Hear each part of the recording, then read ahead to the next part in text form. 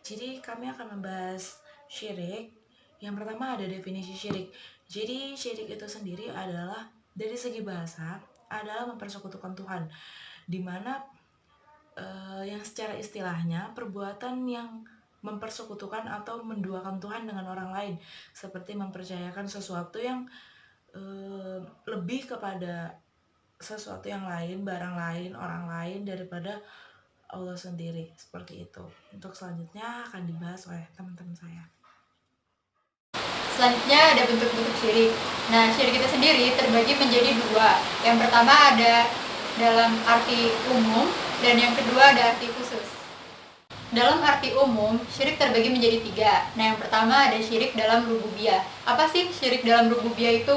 Syirik dalam rububiyah yaitu menyamakan Allah dengan sesuatu yang lain dalam hal rububiyah, seperti menciptakan, memberikan rezeki, mematikan, dan lain-lain. Nah, syirik dalam rububiyah ini disebut dengan jenis ta'til, yaitu peniadaan, atau tamsil, yaitu penyerupaan. Kedua ada syirik dalam uluhiyah. Nah, apa sih uluhiyah itu? Kan kalau yang rububiyah itu menyamakan Allah ya dengan sesuatu yang lain dalam hal rububiyah.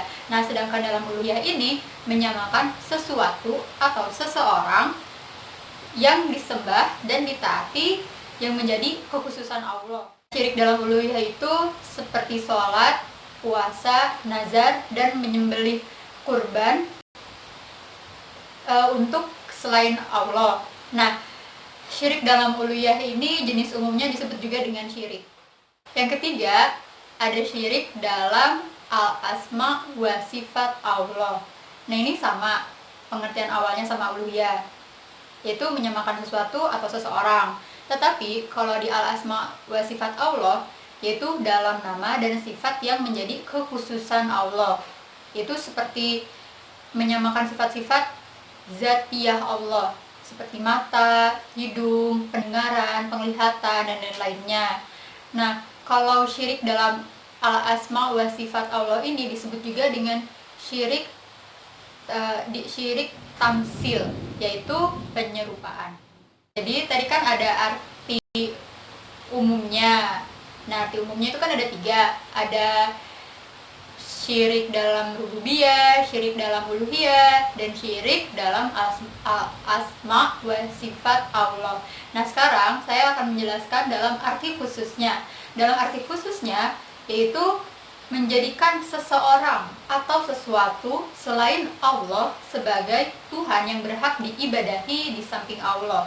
Jenis-jenis ibadahnya itu seperti menyembah bebatuan misalkan ya, kalau dalam zaman dahulu tuh, terus meminta rezeki, meminta pertolongan selain Allah, seperti itu. Maka siapapun yang menyembah sesuatu atau seseorang selain Allah, maka dia disebut juga dengan musyrik.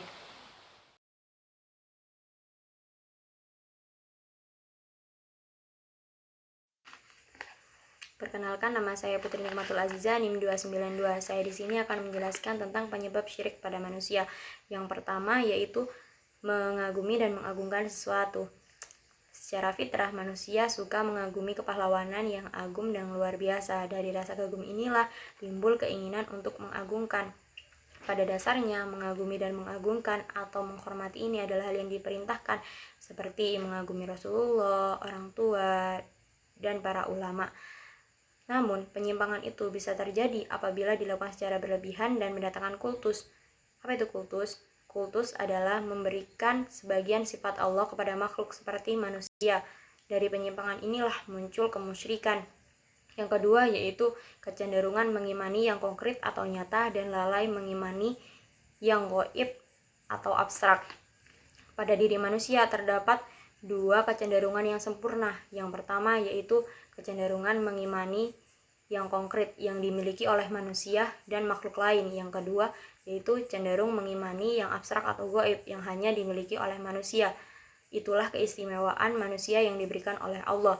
Namun fitrah manusia yang memiliki kecenderungan yang baik ini sedikit demi sedikit akan pudar apabila tidak diperhatikan dan diberi santapan zikir berupa beriman kepada Allah melalui amal soleh. Jadi, dengan demikian, manusia mulai lalai mengimani yang gaib dan sedikit demi sedikit hanya akan cenderung mengimani yang konkret atau nyata.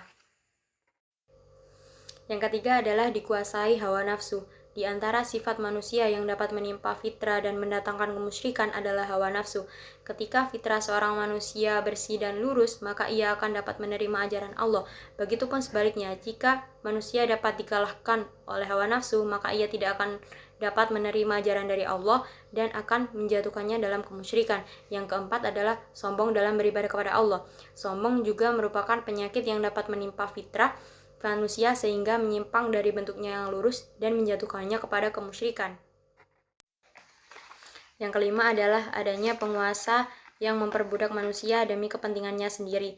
Di antara penyebab syirik yang terpenting dalam sejarah adalah para penguasa yang berbuat sewenang-wenang. Para penguasa ini tidak mau patuh terhadap hukum dan aturan Allah. Para penguasa ini membuat hukum dan aturan sendiri yang dipaksakan untuk manusia karena kekuasaan yang dimilikinya. Tindakan Rasulullah dalam menyangkal syirik. Nah, dapat kita ketahui bahwa syirik termasuk dosa besar dalam agama Islam. Dan Rasulullah SAW berupaya untuk menutup pintu-pintu syirik. Yang pertama, larangan bersyafar ke tempat yang menurutnya berkah kecuali 3 masjid. Yang kedua, beliau juga melarang kita menjadikan tempat kuburan sebagai tempat ibadah. Dan yang terakhir, larangan kuburan beliau dijadikan sebagai id atau tempat didatangi berulang-ulang.